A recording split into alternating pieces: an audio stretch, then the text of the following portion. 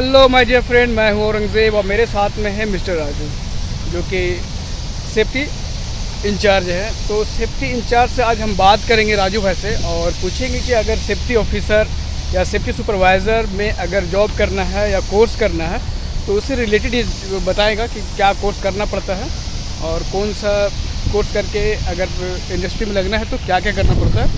उससे रिलेटेड आज का हमारा ब्लॉग है। तो राजू भाई बताएं, कैसे हैं आप? मैं बिल्कुल सही हूँ। सुबह का समय है, करीब 11 बजने वाला है और हम लोग एक ऑफिस में आए थे। CSM कार्ड होता है ये, जो नायरा प्रोवाइड करता है। इसमें ट्रेड वैलिडेशन और वर्क संबंधित ट्रेनिंग रहता है। तो आज है संडे का दिन और संडे के दिन हम लोग ड्यूटी करने के लिए आए हैं। तो संडे का ड्यूटी करने में कैसे मज़ा आता है? एक्चुअली देखा जाए तो संडे को ड्यूटी करने का मन तो नहीं करता है, बट कंपनी में 28 दिन का ड्यूटी का शेड्यूल रहता है तो उस हिसाब से आना पड़ता है। ये बात सही है। तो राजू भाई टॉपिक पे आते हैं कि एज ए सेफ्टी ऑफिसर बनने के लिए क्या क्या करना पड़ता है। देखिए, सबसे पहले सेफ्टी ऑफिसर यानी सेफ्टी का आपको कोर्स करना पड़ेगा किसी रिकॉग्नाइज्ड इंस्टीट्यूट से। तो राजू भाई डिटेल से बताइए आप कि अगर सेफ्टी ऑफिसर किसी को बनना है या इस फील्ड में आपकी फील्ड में अगर आना है तो उसके लिए क्या करना है, पूरा स्टार्टिंग से बताइए आप।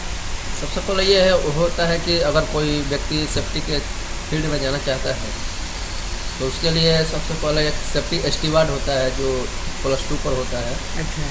उसके बाद से सेफ्टी सुपरवाइज़र होता है जो ग्रेजुएशन पर होता है। सेफ्टी ऑफिसर होता है वो भी ग्रेजुएशन में होता है। BSc कंपलसरी होना चाहिए। BSc होना चाहिए। हाँ, मतलब BSc अगर आर्ट्स से रहेगा तो नहीं होगा। अगर आर्ट्स से होता है तो उसका स्कोप कम है, अगर BSc है तो उसका स्कोप ज़्यादा है। अच्छा। तो और वो भी केमिस्ट्री से है तो और बेटर फील्ड है। उसके लिए आपको आजकल जो भी कंपनियां हैं ज़्यादा प्रिपेयर कर रही है कि आपके पास सेफ्टी डिप्लोमा है, अगर नहीं भी है तो आपको एक ये गवर्नमेंट से एक आता है MSBT। तो MSBT से आपको एक कोर्स होता है 1 ईयर का। इसका नाम है उसका ADIS। हाँ। अच्छा। ADIS PDIS करना रहता है। ये कर लेने के बाद से आदमी को अच्छा कंपनी में जॉब मिलता है और सैलरी भी अच्छा खासा होता है। ADIS करने के लिए मतलब कितना लगेगा? ग्रेजुएशन करेंगे, ग्रेजुएशन करने के बाद जो ग्रेजुएशन आपका BSc से होना चाहिए। BSc से होगा तभी आप ADIS कर सकते हैं, या फिर मैकेनिकल डिप्लोमा होना चाहिए, मैकेनिकल आपका इंजीनियरिंग उससे होना चाहिए। अगर आप मैकेनिकल इंजीनियरिंग है, अगर आप ADIS कर लेते हैं तो यहाँ पर आपका बेनिफिट ये रहता है कि आपका सैलरी शुरू में 60-70 हज़ार, उसके बाद से 1.5 लाख 2 लाख भी आपका सैलरी 3 लाख पहुँच सकता है। तो ADIS करने में कितना पैसा लगता है? ADIS करने में एटलीस्ट आपको पहले इंट्रेंस एग्जाम में बैठना पड़ेगा। उसका 1 ईयर का कोर्स होता है। एटलीस्ट हमको देखने से 50,000 रुपये में वो आपका हो जाएगा।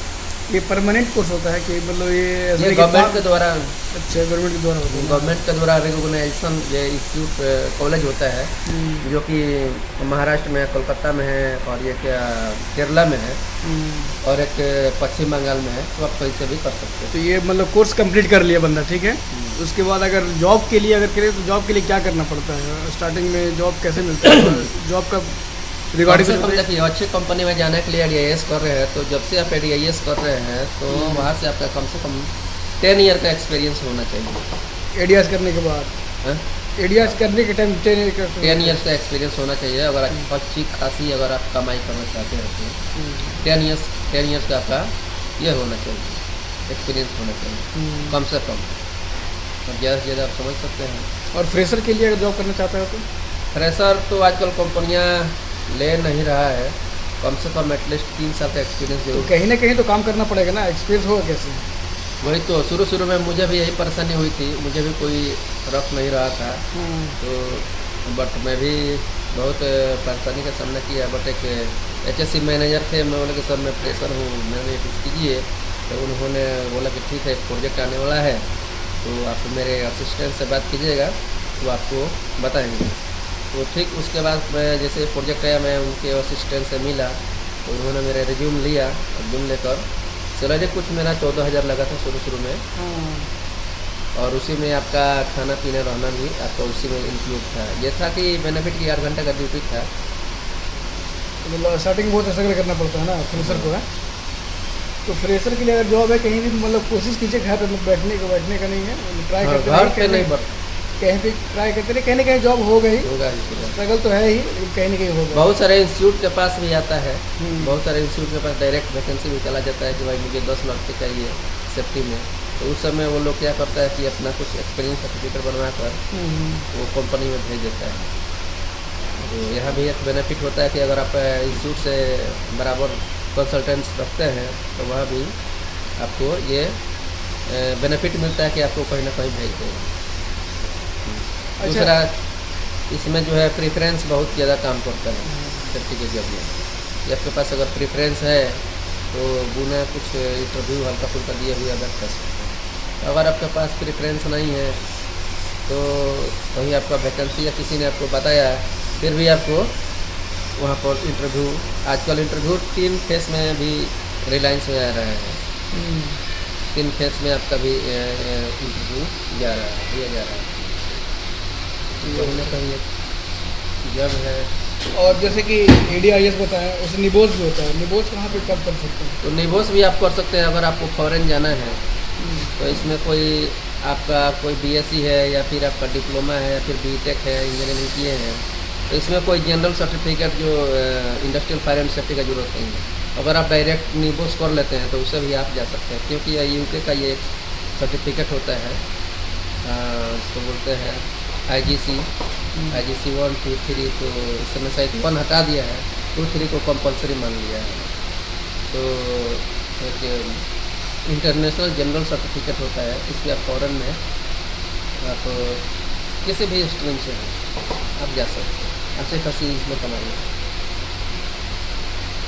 चलिए, आपसे बात करके बहुत बढ़िया लगा राजू भाई। और जो भी बंदा फ्रेशर आएगा या जो भी सेफ्टी ऑफिसर में आना चाहता है, उसके लिए सीख है कि मतलब कि आपको, मतलब अगर ये कोर्स करते हैं, सेफ्टी का कोर्स करते हैं, तो बैठे नहीं, कहीं भी जॉब का ट्राई करते रहें। अगर आपको कॉन्ट्रैक्टर कंपनी हो या PT कॉन्ट्रैक्टर, किसी भी तरीके का कंपनी मिले तो वर्क एक्सपीरियंस एटलीस्ट कम से कम ले लीजिए।